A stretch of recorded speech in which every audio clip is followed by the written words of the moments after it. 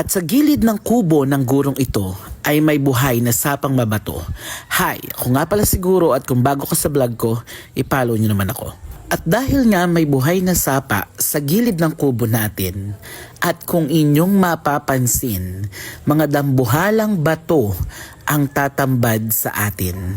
At dahil nga gusto ko din itong mapalalim, kaya naman to the rescue ang aking mga pamangkin. Kaya kahit medyo maulan, ako'y tinulungan nila pagpapalalim. Dahil nga gusto kong buksan sa publiko ngayong buwan ng Marso ang munting paliguan na ito.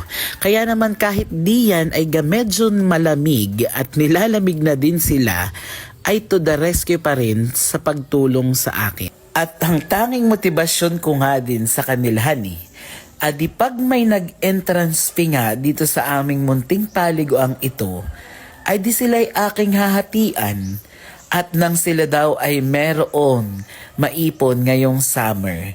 At dahil nga kalamigan nga yung aming paghukay, adibay at ako'y mag-isa na laang at sila'y nilamig na at umahon na. At sadya naman talagang pagkalamig-lamig ng tubig. At dahil nga, nag-iisip na din ako ng pangalan ng aming munting paliguan.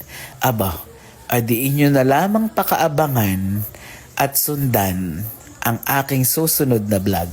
Ay, iyon lang. Bye-bye.